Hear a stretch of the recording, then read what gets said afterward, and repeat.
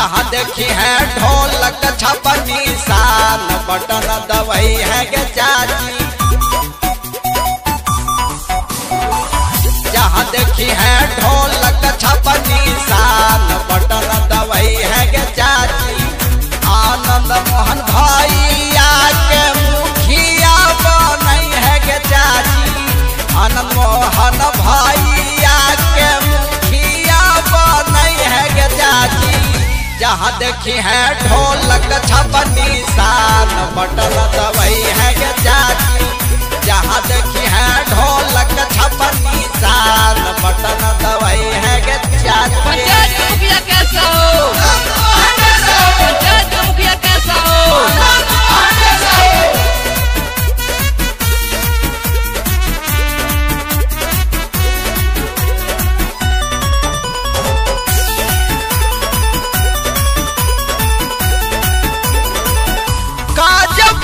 चैतवा में सबके बतई आनंद मोहन भैया के मुखिया बनई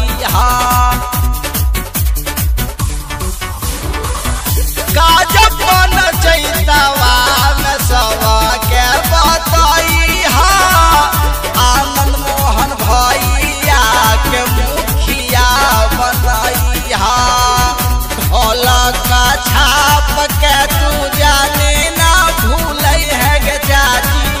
ढोलक छाप के तू जाने ना भूलई है गे चाची। जहाँ देखे है ढोलक छपनी शान बटन दवाई है गे चाची।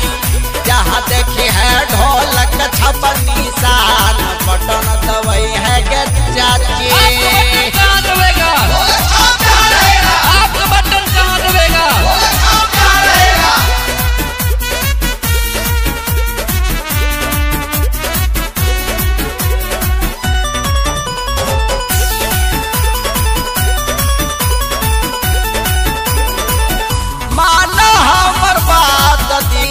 बात ना भूलाई है इंदिरा नली गली बनवई है।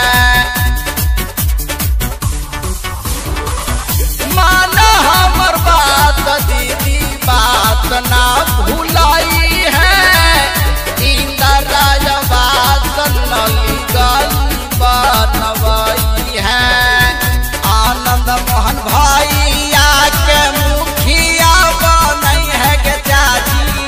आनंद मोहन भैया के मुखिया बनई है गे चाची।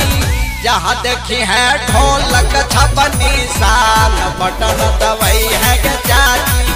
जहाँ देखी है ढोलक छपनी शान बटन दवाई है गे चाची।